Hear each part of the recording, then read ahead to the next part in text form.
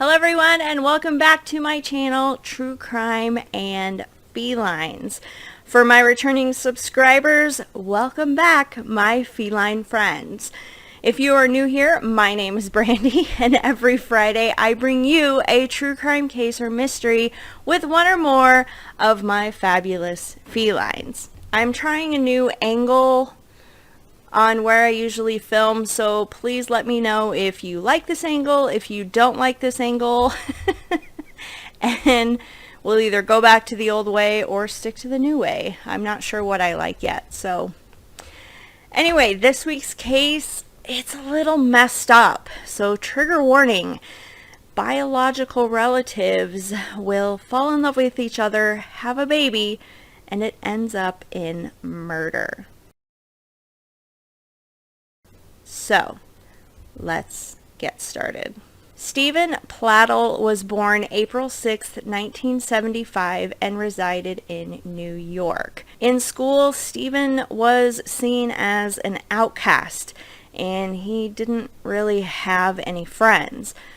A former classmate would report that Stephen was bullied a lot and he mostly just kept to himself. So Stephen really didn't have face-to-face socialization that much, and he liked hanging out on the internet.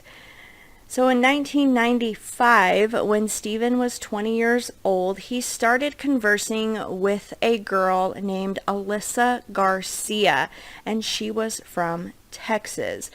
After corresponding for some time back and forth, sending some love notes back and forth, Stephen decided to go down and meet Alyssa in Texas. Once Stephen got there, Alyssa's parents were not really happy with her new beau. You see, Alyssa was only 15 years old at the time. However, Alyssa didn't care and would end up leaving with Stephen and going back to New York and moving in with him. In an interview later, Alyssa would state that she now knew that Steve groomed her and convinced her that she would have such more exciting life in New York. Now, once Alyssa started living with Stephen, she realized Stephen was a bit off and had a lot of anger issues. Stephen would get mad and scream and yell, would throw things, punch the wall, and when Alyssa would state that she didn't want to be in a relationship like that, Stephen would threaten her and tell her that if she left him, he would commit suicide in front of her. Alyssa said Stephen was very violent and showed that on several occasions, including beating an animal to death with his bare hands. Being young and scared and naive, Alyssa stayed. In 1997, 2 years after Alyssa moved in with Stephen, Alyssa became pregnant. And in January of 1998, 17-year-old Alyssa gave birth to a baby girl. Now, problems started arising pretty quickly because Stephen seemed to have no connection with his daughter. He showed the baby no affection and even started hurting her. He'd pinch her so hard he would leave bruises on her little body. He'd also get annoyed and frustrated that she cried all the time, that he once put her in a cooler and shut the lid, and there was another time he put her in the refrigerator. Alyssa stated that he would prevent her physically from being able to rescue the baby, and one time she almost didn't make it as the baby was near suffocation. On top of the abuse, Stephen never really had a job. He'd stay home while Alyssa worked several different jobs trying to keep the family afloat. Now, occasionally he'd work at home as an Amazon product tester, but that didn't make much money, so making ends meet was pretty hard. So Alyssa, with being afraid for her daughter's safety and not being able to really afford a baby, she decided to put her daughter up for adoption. Stephen seemed indifferent about it, and Alyssa felt that this was the best chance for her daughter to live a normal life. So the baby was adopted by a couple named Anthony and Kelly Fusco, and they were out of Dutchess, New York. And they ended up changing the baby's name to Katie. Now, Alyssa insisted on a closed adoption, so if Stephen ever had an inkling to go find his daughter, it would be very difficult. Now, despite all this that Alyssa just went through, she ended up sticking it out with Stephen, and in 2006, they got married, and then they moved to New Virginia. Life seemed to move on normally, as normal as it would be living with somebody like Stephen, but Alyssa seemed to make it work. In 2007, Alyssa gave birth to another baby girl. Now, Alyssa stated that her and Stephen were now older, more mature, wiser, and now ready to actually start a family. Things seemed to go well, and there never seemed to be any reports of Stephen treating his second daughter badly.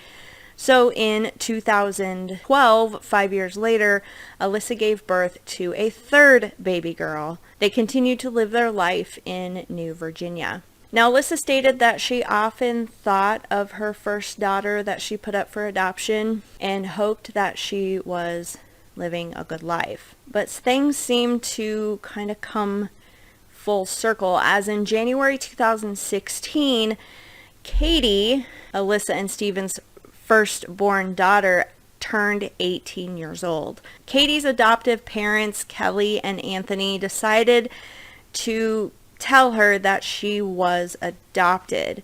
Katie, of course, had an interest on who her biological family was and wanted to find them. At first, Kelly and Anthony didn't really like the idea. Now, it was unknown if Kelly and Anthony knew the history of why she was put up for adoption or not, but they decided that she was old enough to make her own decisions. So Katie reached out on social media, was able to find her parents, and started corresponding with them.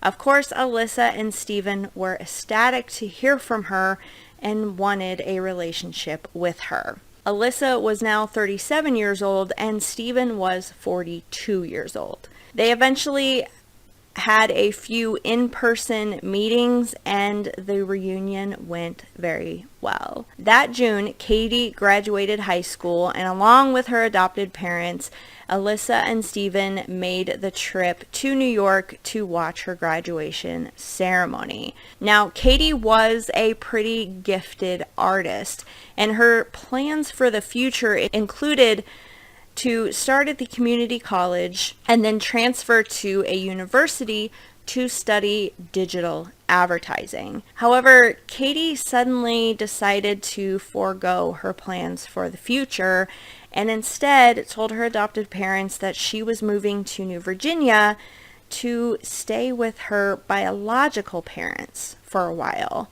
Again, her adoptive parents weren't really happy about this, but they figured since she was 18, they really couldn't stop her. When Katie showed up in New Virginia, Alyssa felt that Katie needed to know the whole story of why she was put up for adoption, just in case she wanted to change her mind. So she pulled Katie aside and privately told her exactly what had happened when she was a baby and how Stephen had abused her. Surprisingly, Katie really had no reaction and didn't seem to care. Now, once Katie moved in with the Pladls, Alyssa stated that Stephen started changing. He had a beard and he ended up shaving it all off. He then started growing out his hair long, and he would start wearing skinny jeans and tight shirts and make other wardrobe changes that somebody in their mid-40s wouldn't really do. Now, Katie and Stephen seemed to have a really close relationship as well.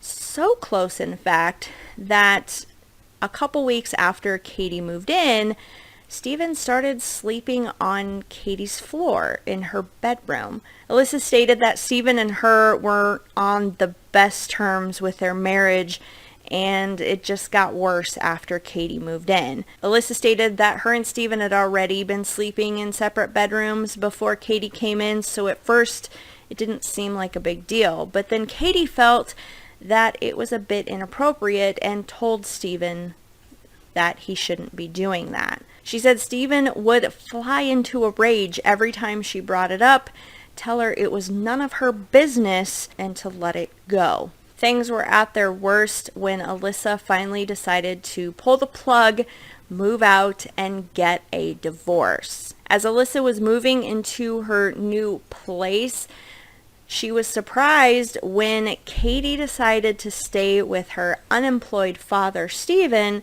instead of moving in with her and her two younger sisters. Alyssa did sort of begin to suspect that something might be going on, but she kept convincing herself that she was just reading too much into things.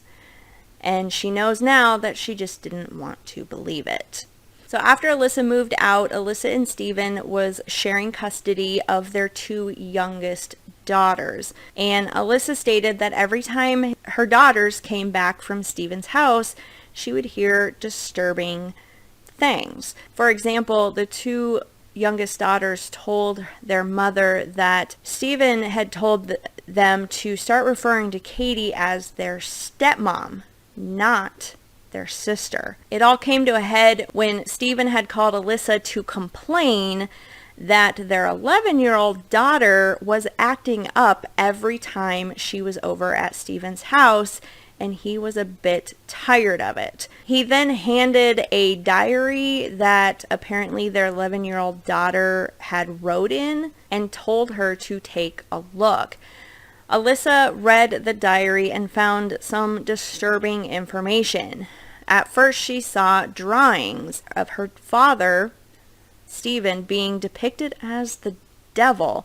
And then she saw a drawing of what was supposed to be Katie with a very large stomach. And next to it, a passage that read, "The baby is going to be a half demon." Alyssa confronted Steven and outright asked him, "Is Katie pregnant?" Steven first stated, "I thought you knew," and then admitted that he and Katie, they were in love. She was pregnant, he was the father, and they were going to get married. Alyssa started screaming at Steven and cursing him out, but it had no effect on him. He didn't care. Later, Alyssa realized, to her shock, that Steven's mother and Katie's adoptive parents, Anthony and Kelly, already knew about the situation before she did. Now, of course, they didn't like it, but they felt there was not much they could do but just accept it. Alyssa, however, was not having it. She called the authorities and reported the relationship. Police would come interview the two younger daughters, but no arrests would be made. You see, the baby hadn't been born yet, and that would be the ultimate proof if Katie and Steven were actually having this type of relationship. So they decided, for whatever reason, to hold off for a bit.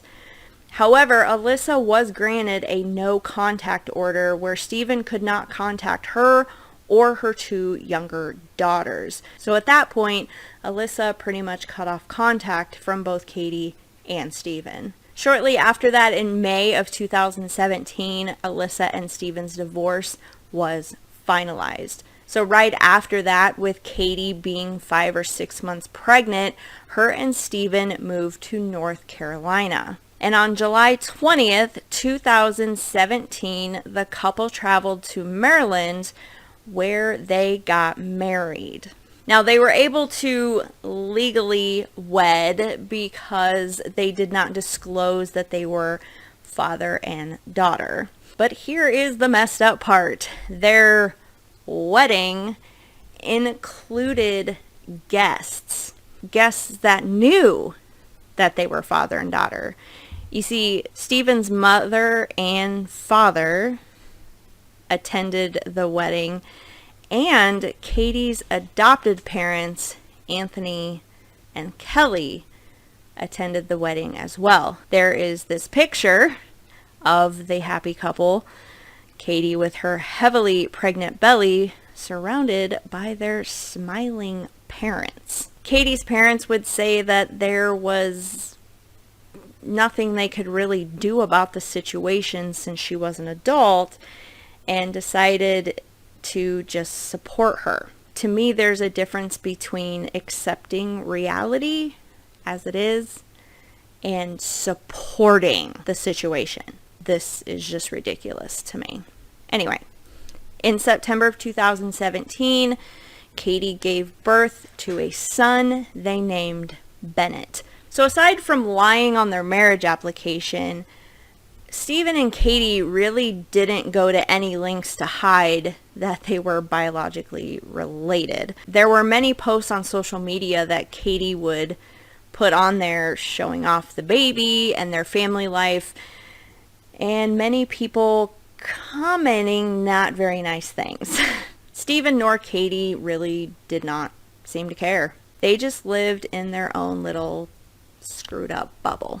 However, their wedded and baby bliss did not last long. In November of 2017, the couple were arrested and put in jail for incest and adultery. Stephen did all he could to make bond, which he did, and he left Katie in jail. Custody of baby Bennett was ultimately given to Stephen's mother. Now, bond was eventually paid for Katie, not by Stephen, assumingly by her adoptive parents, with a condition that once she was released from jail, she was to go back to New York City with them.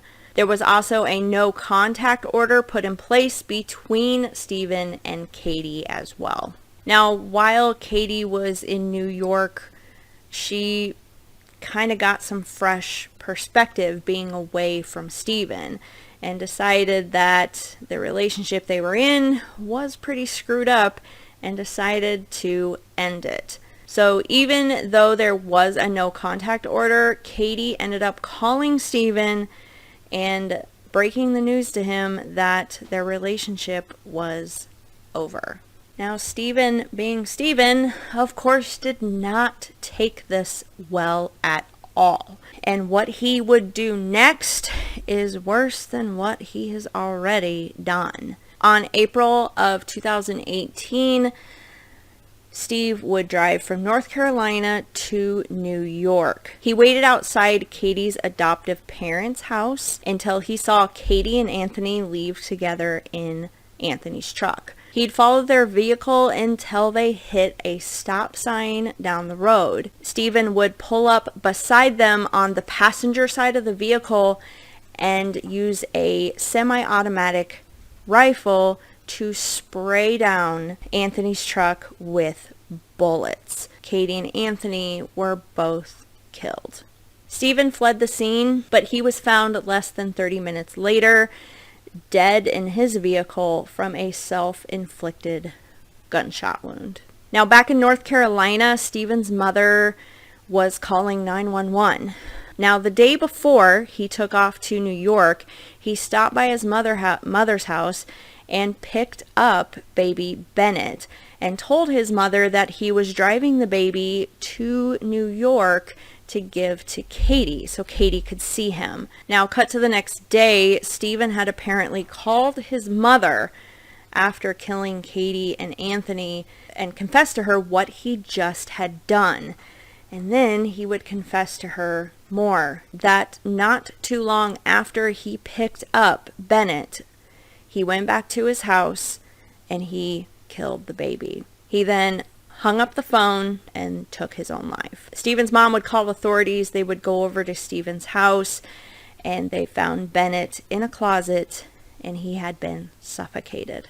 Alyssa had kept pretty quiet about the whole situation, but she did do one interview where she stated that she had waited a whole 18 years to reconnect with her first daughter, and Stephen had completely ruined that. She puts the entire blame of the incident on Stephen and forgives her daughter, Katie. She states that Stephen probably groomed and seduced Katie just as he had done her so many years ago. Alyssa would also go on to slam the authorities for not doing more to protect the baby Bennett. That giving custody to Stephen's mother and not putting any restrictions in place about supervised visits was a really bad move. Katie and Bennett would be buried together in a cemetery in New York. Stephen Pladl's burial details are unknown. So many people might be asking, how does something like this happen? When you actually know that you're biologically related, how can this even happen? There is actually a phenomenon that is known as genetic sexual attraction. Now, this is an attraction that can develop between close blood relatives when they meet as adults or later in life, that they didn't grow up with each other, and obviously usually happens in the case of adoptions. Now, it's stated that this type of attraction is uncommon. It's not rare, it's uncommon, which is a little messed up in itself. But to find two relatives that are actually going to act on it is rare. Now, this concept is not based on like scientific fact. There hasn't been too much studies in the area, probably for obvious reasons, and there's other experts out there that have actually tried to debunk it, that it doesn't exist. But it can't be completely dismissed because there are dozens of cases out there of this happening where they know they're biologically related and they ended up having a inappropriate relationship anyway. It usually doesn't end in murder though. A couple of them have, but it usually doesn't end in murder. So what are your thoughts on this case? Do you believe that genetic sexual attraction is a thing? Or do you think that messed up people just find each other? I'd love to hear what you think in the comments down below. Let me know if you like this setup. I'm not sure I like it. I might go back to the other way. But either way, we will be back next Friday with another true crime case or mystery. I am sorry that my cats in the last couple videos have not been around. I guess I need to start bribing them with catnip. But we will get there. All right, thanks guys.